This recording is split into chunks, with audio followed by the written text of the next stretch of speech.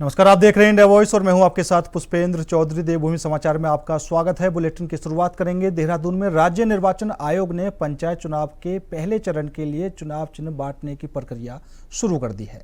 यह प्रक्रिया high court के निर्देश के बाद दोपहर 2 बजे से शाम 6 बजे तक चलेगी। हाई कोर्ट ने अपने पूर्व आदेशों में दोपहर 2 बजे तक प्रत्येक चिन्ह न बांटने की रोक लगाई थी, जिसके बाद आयोग ने समय सीमा के अनुसार कार्यवाही शुरू की। आज पहले चरण के प्रत्याशियों को चुनाव चिन्ह वितरित किए जा रहे हैं। पंचायत चुनाव के पहले चरण के लिए मतदान 24 जुलाई को होना निर्धारित है, जिसके लिए तैयारियां जोरों पर हैं।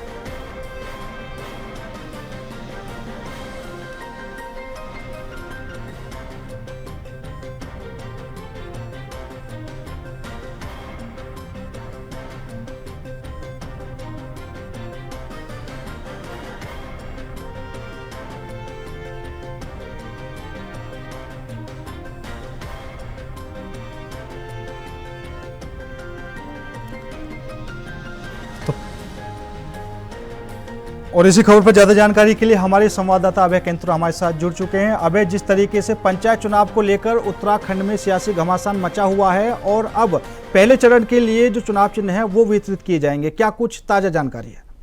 बिल्कुल, अब ये कह सकते हैं कि जो पंचायत चुनाव पर जो संकट के बादल मंडरा रहे थे, उस पर कुछ हद तक हाईकोर्ट की तरफ से एक बड़ी राहत यहाँ पर दी गई है।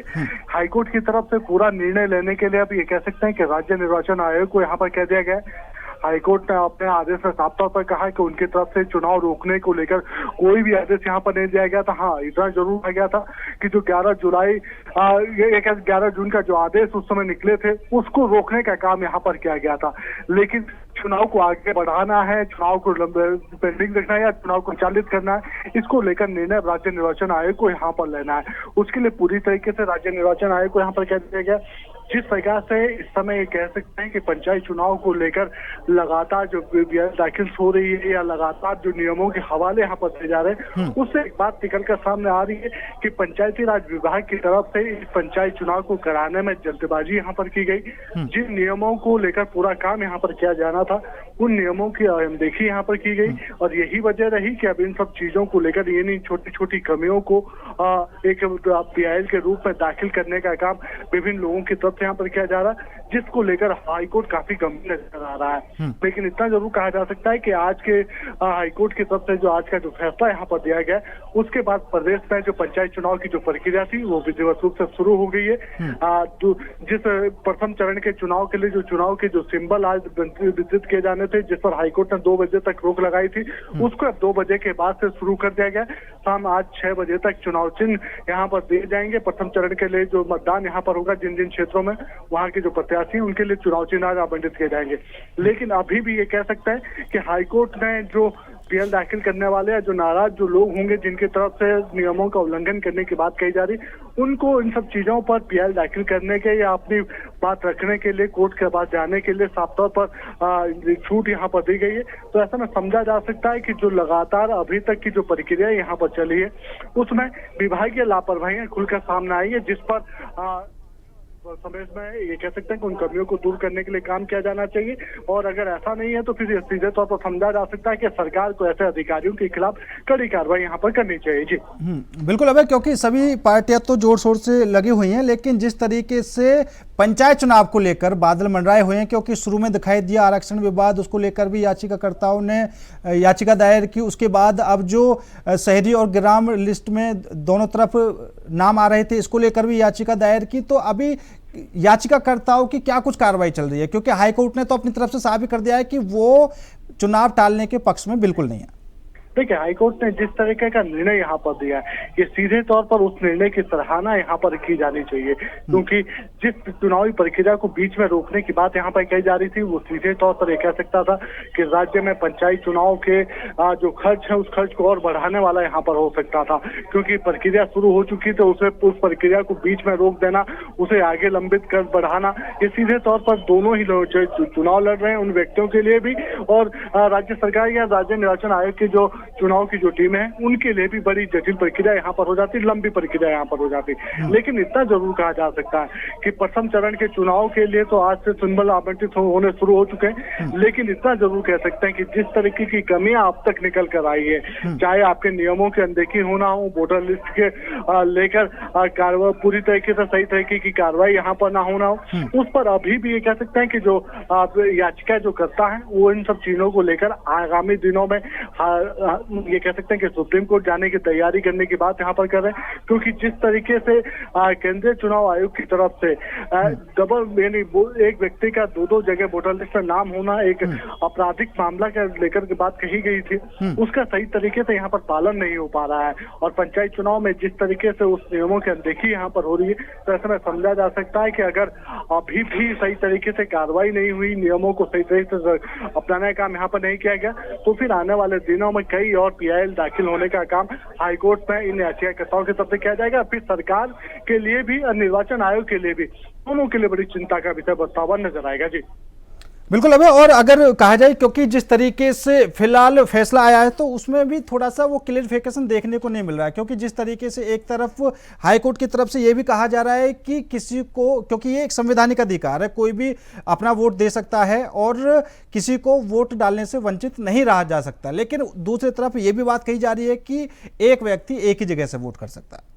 देखिए, ये तो केंद्रीय निर्वाचन आयोग की तरफ से पहले से ही इस बात का संज्ञान यहाँ पर लिया गया था, लेकिन राज्य निर्वाचन आयोग की तरफ से पंचायत चुनाव में इन नियमों को लेकर दोहरी रणनीति यहाँ पर देखने को मिली है। जब चुनाव में नामांकन की प्रक्रिया चल रही थी तो जो जिले के जो रिटर्निंग ऑफिसर होते हैं उनकी तरफ से कई जगहों पर ऐसे नामांकनों को रद्द करने का काम यहाँ पर किया था, जो जिनका नाम वोटर लिस्ट में 2 जगह पर था, या फिर उनकी तरफ से नामांकन प्रक्रियाओं में दूसरी चीजों को अपनाने का काम यहाँ पर नहीं किया गया। और जबकि कुछ जगहों पर ये कह सकते हैं कि जिला निर्वाचन अधिकारी की तरफ से उन ऐसे नामांकन करने वाले प्रत्याशियों के नामांकनों को स्वीकृत करने का काम यहाँ पर किया गया था। और जिस तरीके से ये कह सकते हैं कि केंद्रीय चुनाव आयोग की तरफ से निर्णय यहाँ पर दिया गया था, पूर्व में जो निर्णय उनकी तरफ से दिए गए थे, जो कानून बनाने का काम उनकी तरफ से दिए गए थे, उसका जिस तरीके से यहाँ पर पालन होना चाहिए था, उन पालनों को करने में, उन नियमों का पालन करने में यहाँ पर राज्य निर्वाचन आयोग ढुलमुल रवैया अपनाता रहा। और यही वजह रही कि कई लोगों को, ये कह सकते हैं कई सामाजिक लोग जो एक्टिविस्ट थे, उन लोगों को हाईकोर्ट जाने का मौका यहाँ पर मिला। और अब ये कह सकते हैं कि हाईकोर्ट ने राहत जरूर दी है, लेकिन इन PIL इन सब चीजों पे जो विषय है उस विषय को समाप्त नहीं किया गया है। यानी आने वाले दिनों में फिर इस तरीके के मामले और यहाँ पर आ सकते हैं जिन पर हाईकोर्ट बड़ा संज्ञान ले सकता है। जी ठीक है, ज्यादा जानकारी देने के लिए आपका बहुत बहुत धन्यवाद।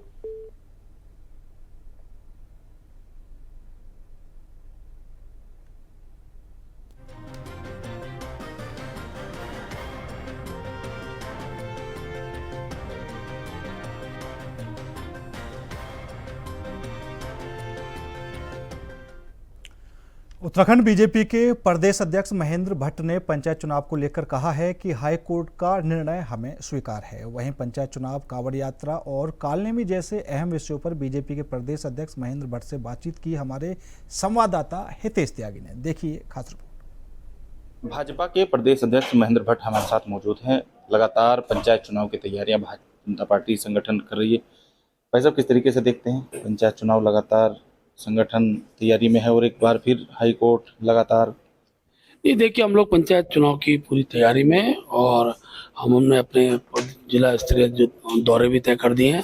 हमारे महामंत्री संगठन है, हमारे जो चुनाव देख रहे हैं, अपने ज्योति गरोला जी, मेरा स्वयं का प्रवास कल से ही प्रारंभ है। और हम लोग हर जिला पंचायत में कार्यकर्ताओं को एक प्रकार से संगठित करते हुए हम जिला पंचायत के सब वार्डों को जीतेंगे। जिला पंचायत के 12 जिला पंचायत में हमारे अध्यक्ष बने, इसके हमने रणनीति बनाई है। जहाँ तक आयोग का विषय है, आयोग अपना निर्णय जो भी करेगा, राजनीतिक दल के कार्यकर्ता होने के नाते उस पर हम आगे बढ़ेंगे, क्योंकि मामला न्यायालय में किसी विषय को लेकर है। जैसे न्यायालय की दिशा निर्देश आते हैं उस प्रकार से चुनाव चिन्ह आवंटित होंगे और उससे चुनाव में हम आगे बढ़ेंगे। वैसे लगातार हाईकोर्ट में लगातार चीज़ें डल रही हैं और हाईकोर्ट के लगातार आदेश भी आ रहे हैं, तो भारतीय जनता पार्टी किस तरीके से देखते हैं? क्या हाईकोर्ट के जो आदेश होंगे क्या उसी के अनुरूप सारी चीज़ें? देखिए, कोर्ट के निर्णय का सम्मान सबको करना होता है और हमने इसके प्रमाण भी दिए। हाईकोर्ट का डिसीजन आता है तो तिथि भी बदली है। अभी चुनाव चिन्ह के वितरण पर रोक भी लगाई है। तो मैं कह सकता हूँ कि ये तो वैधानिक बाध्यता है न्यायालय के निर्णय को मानना। लेकिन लोग व्यक्ति को स्वतंत्रता भी है, कोई व्यक्ति आयोग कोई निर्णय लेता है, उस निर्णय पर संवैधानिक अगर बाध्यताएं इस रूप में रहती है तो व्यक्ति न्यायालय में जाता है, न्यायालय निर्णय देता है और निर्णय के बाद चुनाव होंगे। ये बड़ी बात है उत्तराखंड के अंदर पारदर्शिता के साथ चुनाव हो रहे हैं और न्यायालय पूरी तरह हर निर्णय पर न्यायालय अपनी दृष्टि में, और ये लोकतंत्र के लिए भी अच्छा है। लगातार कांवड़ यात्रा चल रही है। कांवड़ यात्रा वैसे तो अमूमन पहले से ही चल रही है, लेकिन इस बार हुड़दंग हमें ज़्यादा देखने को मिल रहा है। और इस बार उत्तराखंड शासन ने जिस तरीके से एक अलग रोड मैप कांवड़ियों को दिया है, हालांकि कांवड़ी उस रोड मैप पर चलने को तैयार नहीं, जिस कारण कांवड़ियों का प्रशासन का शासन का उसमें नोकझोंक देखने को मिल रही है। इसे किस तरीके से देखते हैं? देखिए, इस बार कांवड़ यात्रा बड़ी भी है, बड़ी संख्या में पिछली बार से ज़्यादा कांवड़ी आ रहे हैं और उत्साह भी है, लेकिन अनुशासन सबके लिए जरूरी है। जितने भी कांवड़ यात्री आ रहे हैं, मैं आपके चैनल के माध्यम से अपील भी करूंगा कि जिस भाव के साथ जनता आपको देख रही है, जिस धार्मिक पक्ष के रूप में आपका एक स्थान है, उसी हिसाब से आपकी बोली भाषा भी होनी चाहिए, आपका व्यवहार भी होना चाहिए। और मैं कह सकता हूं कि जब सरकारें निर्णय लेती हैं और कठोरता करने का एक प्रकार से न चाह के भी करना पड़ता है, तो वो स्थिति के निर्माण नहीं होनी चाहिए। मुझे पूरा विश्वास है कि अब जितने दिन की यात्रा बची हुई है, पूरा महीना भी बचा हुआ है, तो हम सभी से और जनता भी आग्रह कर रही है, सरकार भी आग्रह कर रही है कि शालीनता के साथ कांवड़ यात्रा ये संपन्न हो। आप मानते हैं कि किसी तरह का षड्यंत्र साजिश हो रही है, क्योंकि लगातार कारों के साथ तोड़फोड़ की जा रही है और एक विशेष तरीके से जो नैरेटिव सेट किया जा रहा है उत्तर प्रदेश के अंदर, उत्तराखंड के अंदर हरिद्वार सीमा सटा हुआ चित्र, किस तरीके से? देखिए, निश्चित रूप से जब कोई बड़ा आयोजन होता है तो विघ्न विनाशक लोग जो होते हैं वो उस आयोजन में विघ्न डालने का काम करते हैं, और विघ्न न पड़े इसके लिए सरकारें फिर कानून भी लाती हैं, एक्ट भी लाती है। और उत्तराखंड के अंदर हमने जिस समय प्रयास भी किया हुआ है, तो मैं कह सकता हूँ कि ऐसी स्थिति निर्माण नहीं होनी चाहिए। फिर भी जब कई चीज़ें खड़ी होती हैं तो उसका समाधान निकालने का हम लोग प्रयास करते हैं। ऑपरेशन कालनेमी में लगातार, क्योंकि अभी चारधाम यात्रा से भी कुछ श्रद्धालुओं के सत्यापन हुए हैं, तो कुछ ढोंगी बाबाओं को गिरफ्तार किया है और इस बार तो थोक के भाव ढोंगी बाबा गिरफ्तार है। कोई काले कपड़े में है, कोई किसी कपड़े में, कोई हरे कपड़े में, किस तरीके से? देखिए, जो ऑपरेशन है, इस ऑपरेशन का जो मूल उद्देश्य है वो उद्देश्य है कि जो घेरा वेश में अपराधी छुपे हैं उनकी पहचान करना, और किसी भी अन्य साधु संत को न तो इसमें कोई प्रताड़ित करने का सोच सकता है, न किया जाना चाहिए। लेकिन ये भी सच है कि भाई अपराधी है, और अपराधी जो है अगर वेश बदलकर फिर अपराध करने की कोशिश करता है तो फिर इस ऑपरेशन के तहत उनको फिर गिरफ्तार करने की आवश्यकता रहेगी। देखिए, आपने एक बात कही है कि जो भेष बदलकर अपराध करता है, लेकिन जो पहले सिविलियन था और अब करोड़ों अरबों रुपए की संपत्ति बनाकर, विलास बनाकर, बेचकर और करोड़ होकर, जिस पर कई सारे मुकदमे हैं, और एक बार फिर वो भगवा चोला धारण कर लेता है, क्या वे भी कालनेमी की श्रेणी में? नहीं, मैंने कहा कालनेमी जो ऑपरेशन है उसका मूल तत्व है अपराधी भेष बदलकर फिर अपराध करने का प्रयास न करें। इसलिए चीजें होती हैं, धार्मिक आयोजनों में चीजें खड़ी करते हैं लोग, इसलिए इसको रोका जाता है। इसके लिए ये ऑपरेशन लागू किया गया है। तो मुझे पूरा विश्वास है कि भविष्य में इसके मूल तत्वों को समझते हुए अनेकों बड़ी संख्या में जो सगा अपराधी हैं जेल की सलाखों के अंदर होंगे। सीएम धामी उत्तराखंड को भ्रष्टाचार मुक्त को लेकर लगातार कार्यक्रम है। देखिए, मुख्यमंत्री जी का शुरू से ही उत्तराखंड को भ्रष्टाचार मुक्त राज्य बनाने की श्रृंखला में उनके प्रयास रहे हैं। समाज के वर्गों ने उनको सम्मानित करने का काम भी किया है, और मैं कह सकता हूँ भविष्य के अंदर भी किसी प्रकार का भ्रष्टाचार राज्य के अंदर होता है तो उस पर कड़ाई से रोक लगाई जाएगी। आज सावन का पहला सोमवार है, एक ऐसा पावन दिन जो ना सिर्फ पूजा पाठ तक सीमित है बल्कि भारत की संस्कृति, प्रकृति और जन जन से गहराई से जुड़ा हुआ है। श्रावण मास के सोमवार ना सिर्फ धार्मिक दृष्टि से बल्कि सामाजिक और पर्यावरण दृष्टि से भी अत्यंत महत्वपूर्ण माने जाते हैं। यह दिन भगवान शिव की आराधना को समर्पित होता है। शिव जी का प्रिय सोमवार का दिन बहुत खास माना जाता है। मान्यता है कि जो भक्त सावन के प्रत्येक सोमवार को श्रद्धा से व्रत रखकर भगवान शिव की विधिवत पूजा करता है, उसे जीवन की बड़ी बड़ी बाधाओं से मुक्ति मिलती है। भोलेनाथ जल्दी प्रसन्न होकर जीवन के समस्त दुखों, कष्टों और दोषों का नाश कर देते हैं। हर साल की तरह इस बार भी सावन कई शुभ योग के साथ प्रारंभ हो गया है। इस दौरान शिव भक्तों को 4 सोमवार प्राप्त हुए।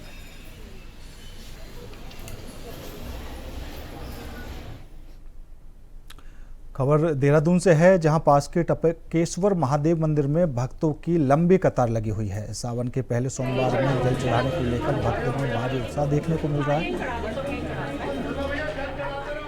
तो देहरादून में भी सावन के पहले सोमवार को लेकर श्रद्धालु मंदिरों में उमड़े हुए हैं और भारी भीड़ भी देखने को मिल रही है। श्रद्धालुओं में भारी उत्साह देखने को मिल रहा है।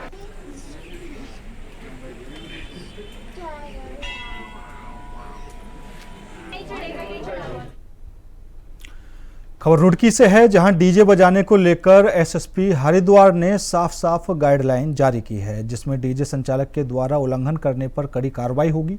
साथ ही ऑपरेटर सहित कमेटी मेंबर के खिलाफ भी मुकदमा पंजीकृत किया जाएगा। बता दें कि हरिद्वार में कांवड़ यात्रा के दौरान ध्वनि प्रदूषण और ट्रैफिक अवरोध की शिकायतों को गंभीरता से लेते हुए हरिद्वार पुलिस ने सभी डीजे संचालकों को नोटिस जारी कर दिया है। कोई भी डीजे संचालक गाइडलाइंस का उल्लंघन करेगा तो उसके साथ साथ आयोजक समिति के जिम्मेदार सदस्यों पर भी कड़ी कार्रवाई होगी। सब समस्या ठीक है, ये केवल आपकी जिम्मेदारी। हरिद्वार पुलिस सभी कांवड़ यात्रियों का स्वागत करती है। हरिद्वार में आए प्रत्येक कांवड़ यात्री जो दूर दूर से यहाँ आते हैं, माँ गंगा का जल यहाँ से उठा के अपने अपने पवित्र स्थानों में शिवालयों में जल का अभिषेक करते हैं, मैं सभी लोगों का यहाँ पर स्वागत करता हूँ। हरिद्वार में आने वाले जो डीजे हैं उनका भी हम लोग यहाँ स्वागत करते हैं, लेकिन इस संबंध में बनाई गई गाइडलाइंस में अक्सर देखा गया है कि जो बड़े डीजे आते हैं वो कई बार रोड जाम और उसके साथ साथ एक्सीडेंट्स का भी कारण बनते हैं। पूर्व के हमारे अनुभव ये बताते हैं, बड़े डीजे के कारण होने वाले कंपटीशन में कई मारपीट की और बड़े बलवे की भी घटनाएं हुई हैं। पिछली बार इस सब चीज़ों को देखते हुए 4 से 5 मुकदमे लिखे गए थे, जिसमें जातिगत संघर्ष भी देखने में आया था। ऐसे लोगों को चिन्हित करते हुए बड़े डीजे या कंपटीशन करने वाले डीजे के खिलाफ हम लोगों ने एक SOP बनाई थी, जिसमें इंटर स्टेट कोऑर्डिनेशन मीटिंग में उत्तर प्रदेश, हरियाणा, दिल्ली और उत्तराखंड के सभी उच्च अधिकारियों की मीटिंग में ये बात तय हुई थी। उसी के अनुरूप डीजे के साइज़ को लेके एक बात आई थी, जिसमें 10 बाय 12 का जो डीजे का साइज़ है, जिससे यात्रा में भी सुगमता होती है। डीजे बजाने को लेके कभी किसी प्रकार का कोई पुलिस के द्वारा कोई रोक नहीं है इसमें आप, लेकिन एक निर्धारित साइज़ के अनुसार ये डीजे को बजाएं, निर्धारित साइज में लेके जाएं, ताकि जो सड़क की दुर्घटना है उससे भी बचा जा सके और साथ में जो आवागमन में भी सुविधा हो, इसके लिए हरिद्वार पुलिस आपका सहयोग भी करेगी। हरिद्वार पुलिस आपका स्वागत भी करेगी। मेरठ के चर्चित ड्रग मर्डर केस में जहां पत्नी मुस्कान ने अपने पति की हत्या कर रिश्तों को शर्मसार किया था, वहीं उसी यूपी की धरती पर मोदी नगर की आशा ने अपने पति के आस्था और समर्पण के लिए मिसाल पेश की है, जो अब देश भर में मिसाल बन रही है। मोदी नगर की आशा ने अपने दिव्यांग पति सचिन को कंधों पर बिठाकर 170 किलोमीटर का लंबा सफर तय करने की ठानी। आशा ने हरिद्वार पहुंचकर सावन के पहले सोमवार पर हरिद्वार के कनखल स्थित दक्षेश्वर महादेव मंदिर में जलाभिषेक किया। सचिन ने खुद बताया कि वह हर साल यह यात्रा करते हैं ताकि उनके जीवन में सुख, शांति और स्वास्थ्य बना रहे। जहां एक तरफ रिश्तों की हत्या की तस्वीरें समाज को दहला रही हैं, तो वहीं दूसरी ओर आस्था और समर्पण की ऐसी मिसालें दिख रही हैं कि भक्ति अब भी जिंदा है। हरिद्वार में आशा और सचिन की ये जोड़ी फिलहाल चर्चा का विषय बनी हुई है।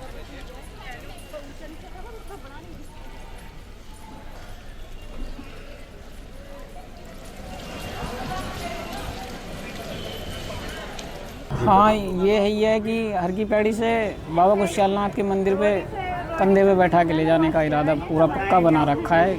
और मैं मना कर रहा हूँ बार बार कि बहुत लंबा सफ़र है, 170 किलोमीटर का सफ़र है, लेकिन ये कह रही है कि मैं लेके जाऊँगी।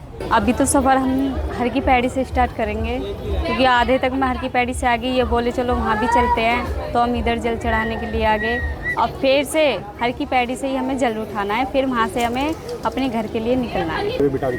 कठिनाई तो बहुत हो रही है, लेकिन बस भोलेनाथ जैसा साथ दे दिया, जैसे एक उम्मीद जगा दी अंदर, तो उस उम्मीद को बस तोड़े नहीं। वो उम्मीद हमारी जैसी है ऐसी चलती रहे। खबर देहरादून से है, जहां उत्तराखंड सरकार इस बार मानसून सत्र को गैरसैंण में आयोजित करने जा रही है। इस फैसले को लेकर राजनीतिक गलियारों में चर्चाएं भी काफी तेज हो गई हैं और कुछ विपक्षी दल सवाल भी उठा रहे हैं। वहीं बीजेपी प्रदेश अध्यक्ष महेंद्र भट्ट ने इस निर्णय का स्वागत करते हुए कहा कि मुख्यमंत्री पुष्कर सिंह धामी ने हर निर्णय को लेकर स्पष्ट दृष्टि और नेतृत्व क्षमता है। उन्होंने कहा कि सदन की कार्रवाई शुरू होने में अभी 1 महीने का समय है और बहुत जल्द मुख्यमंत्री न केवल सत्र की रूपरेखा बल्कि संभावित मंत्रिमंडल विस्तार पर भी फैसला लेंगे। भट्ट ने गैरसैंण में सत्र कराने के फैसले को जनता की भावनाओं के अनुरूप बताया और मुख्यमंत्री का आभार भी जताया।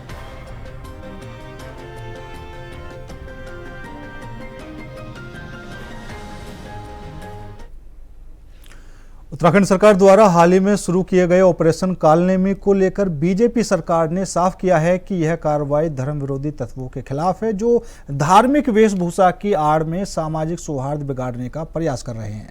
बीजेपी प्रदेश अध्यक्ष महेंद्र भट्ट ने कहा कि देवभूमि में बड़ी संख्या में श्रद्धालु आते हैं और ऐसे में धार्मिक माहौल को बिगाड़ने वाले तत्व काफी ज्यादा सक्रिय हो जाते हैं। उन्होंने कहा कि कुछ लोग धर्म की आड़ में भेष बदलकर व्यवस्था को खराब करने की कोशिश करते हैं। ऐसे में ऑपरेशन कालनेमी जैसे अभियान की जरूरत थी।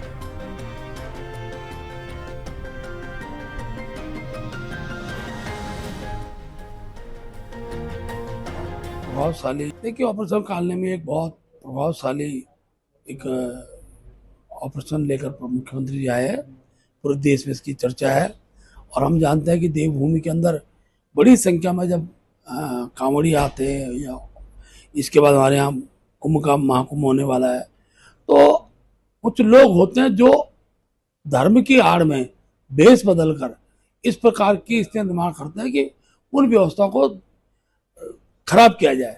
व्यवस्थाएं दुरुस्त रहें, अच्छी यात्रा हो, कांवड़ यात्रा ठीक प्रकार वो निर्विघ्न संपन्न हो, इस भाव के साथ ये ऑपरेशन लागू किया गया। और बड़ी संख्या में जैसा हम देख रहे हैं, सुन रहे हैं कि काफ़ी लोग पकड़े जा रहे हैं। तो एक प्रकार से इस प्रकार के जो धर्म विरोधी लोग हैं उन पर भी कार्रवाई आवश्यक रहती है और सरकार ने इस निर्णय को लिया है। खबर कोटद्वार से है, जहां के शिवपुरी इलाके में पेयजल संकट और खराब सड़कों से परेशान महिलाओं का गुस्सा आखिरकार फूट पड़ा। हाथों में चिमटा और ढोलक लेकर महिलाओं ने अनोखे अंदाज में विरोध प्रदर्शन किया और स्थानीय प्रशासन को जमकर घेरा। कोटद्वार के शिवपुरी में एडीबी के पास तो वहीं लाइन बिछाने के नाम पर सड़कों को जगह जगह खोद दिया गया है। ना तो सड़कों की मरम्मत हुई और ना ही पुरानी पाइप लाइनों को ठीक किया गया है। नतीजा, बरसात में कीचड़, गड्ढे और हादसे हो रहे हैं। सड़कें खोद दी गई हैं जिससे बच्चों और बुजुर्गों का चलना काफी ज्यादा मुश्किल हो गया है। बरसात में गिरने की घटनाएं बढ़ रही हैं और ऊपर से पानी की किल्लत भी काफी ज्यादा बनी हुई है।